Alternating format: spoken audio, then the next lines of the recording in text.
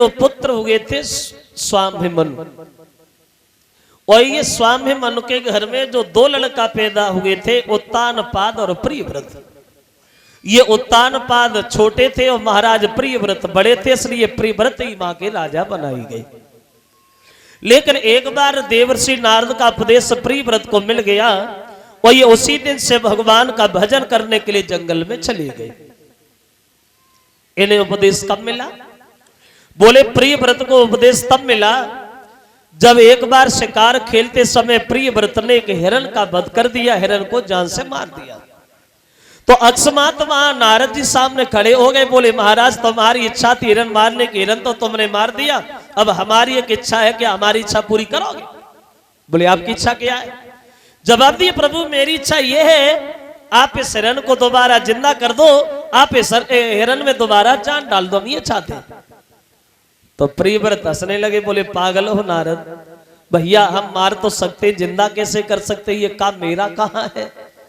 तो नारद ने प्रियव्रत से बड़ा अच्छी बात की, महाराज सुनो, जब तुम किसी को जिंदा नहीं कर सकते हो तो उसे मारने का तुम्हारा अधिकार कैसे हो गया? अगर तुम किसी को भीख नहीं डाल सकते हो तो उसकी झोली फाड़ने का तुम्हारा अधिकार कैसे बन गया? तो ये बात नारद की प्रियव्रत को बहुत अच्छी लगी, दोनों हाथ जोड़े और एक बात कही, माफ करना नारद, भूल हो गई, आज के बाद हम ये राज्य नहीं करेंगे, धनुष बाण ही नहीं उठाएंगे और हम सिर्फ भजन के अलावा कोई दूसरा काम ही नहीं करेंगे। अपने भैया उत्तानपाद को राजा बना दिया और ये प्रियव्रत महात्मा बन करके भगवान का भजन करने के लिए जंगल में चली गई।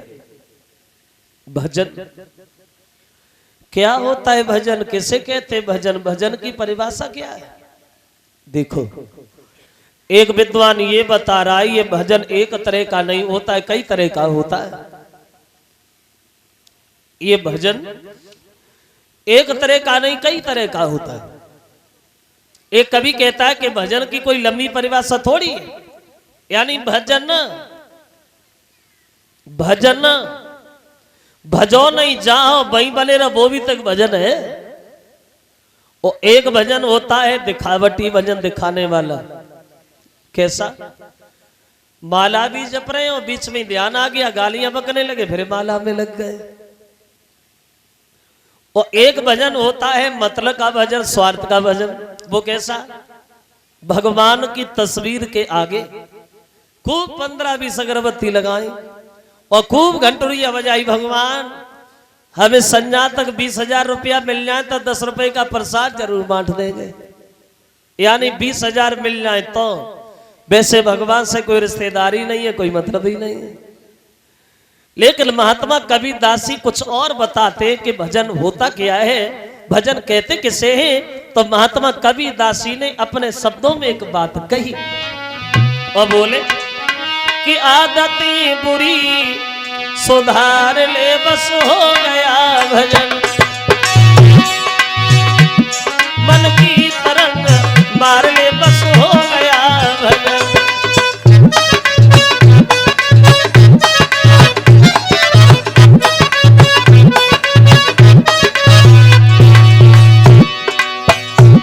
कबीरदास कहते हैं आदतें बुरी सुधार ले बस हो गया भजन। वैसे बुरी आदतों को सुधारना, बुरी आदतों में थोड़ा बदलाव करना, ये भी एक भजन है, एक तपस्या है। मन की तरंग मान ले बस हो गया भजन। ये मन बड़ा चंचल होता है श्रोता बंधु, जरा गौर करें। हवा से भी तेज दौड़ने वाला मन जहां लगता है वहां से हटने की कभी इच्छा ही नहीं करता। एक दिन बुद्धि में आया ये मन जो होता है गधा होता है, गधा गधा।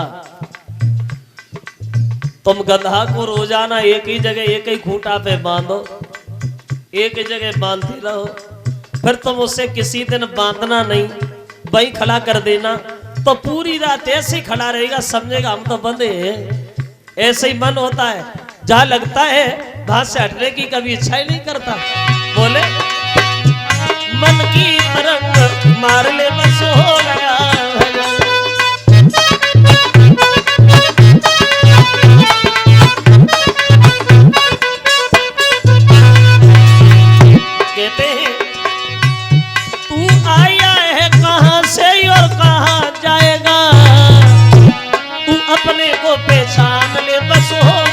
भजन, मन की तरंग मार ले बस हो गया भजन।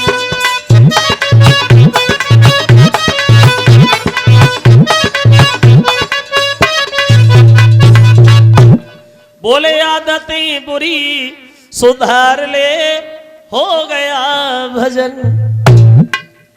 तो वैसे भजन तो सबको ही करना चाहिए। जैसा कल बताया था कि भगवान का नाम लेने के लिए ज्यादा नहीं, एक घड़ी आधी घड़ी आधे में बुनियाद, जितना वक्त मिल जाए, जितना समय मिल जाए वही बहुत है। क्योंकि भगवान की बड़ा कृपा रही जो भगवान ने हमें मनुष्य बना दिया। ये बहुत बड़ी कृपा है जो मनुष्य बना दिया। एक बात और हम आपको बताएं, फिर आगे कथा में देखें। हर आदमी के ऊपर कृपा कितनी होती है? बोले हर आदमी के ऊपर कृपा होती है चार कृपा। कौन कौन सी चार कृपा?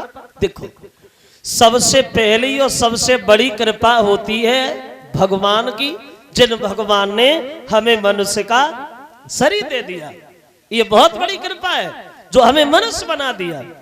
सोचने वाली बात, अगर मनुष्य न बनाते, कहीं हमें गधा बना देते तो हम कहाँ होते? होते कहाँ? कहीं भट्टा पे लगे होते, ईंटे धोत होते, चिल्लाते थोड़ी। ये भगवान की बहुत बड़ी कृपा है जो हमें मनुष्य बना दिया। और दूसरी कृपा होती है माता और पिता की, जिन्होंने हमें जन्म दिया और जन्म दे के पाल दिया। ये भी बड़ा सोचने वाली बात है। अगर जन्म दे के हमें पालते ना, कहीं हमें गड्ढा में फेंके आते तो हम कहाँ होते? ये बहुत बड़ी कृपा है जो हमें जन्म दे के पाल दिया। एक बार एक लड़का अपनी मां से लड़ने लगा। अपनी मां से जब लड़ने लगा, खूब लड़ा, तो मां के मुंह से एक बात निकल गई, हमने तो जासे 9 महीना पेट रखो, तू हमसे लड़िए। मां बोली, हमने तो जासे 9 महीना पेट रखो, तू हमसे लड़िए। लड़का बोलो, तो तूने कौन सा बड़ो काम करो, ज्यादा करे 9 महीना कराव ले और कहा है। तो दूसरी कृपा होती है माता और पिता की। और तीसरी कृपा होती है गुरु की, जिन्होंने हमें अच्छी रास्ता बताई, बढ़िया मार्ग दिखा दिया। अब कृपा बची है एक चौथी। वो चौथी कृपा किनकी है? बोले वो चौथी कृपा है खुद की। अब तुम अपनी कृपा अपने ऊपर क्या कर रहे हो? शराबी बन रही हो, जुआरी बन रही हो, समाज में नाम कर रही हो या बदनामी कर रहे हो। अब तुम अपनी कृपा अपने ऊपर क्या कर रहे हो? और जिस आदमी ने अपनी कृपा अपने ऊपर कर ली, उसके जीवन में कभी दुख नहीं आया। और जिसने अपनी कृपा अपने ऊपर नहीं कर पाई, उससे जीवन में कभी सुख ही नहीं मिला। हर आदमी को पूरी जिंदगी में बनने और बिगड़ने का सिर्फ एक बार मौका मिलता है। मिलता सबको एक ही बार मिलता है। वो जो समय निकल जाता है वो कभी वक्त वापस लौट के नहीं आता। एक ही बार मिलता है सबको, चाहे रखो या उसे भगाओ। वो कब? बोले जवानी। जवानी में जिस आदमी ने अपने शरीर पे थोड़ा भी ध्यान दिया, उससे जीवन में कभी दुख नहीं मिला। और जो जवानी में ही बिगड़ गया, उससे जीवन में कभी सुख ही नहीं मिला। फिर क्या करो? जब जवानी में पाउडर लगाए के सड़कों पे चप्पलें चढ़काते रहोगे, फिर बुढ़ापे में क्या करोगे? ये कभी कहता है कि तो पे सदा न रहे जवानी, बोले कि तेरी थोड़ी सी जिंदगानी, और कहे ये थे मरे जा।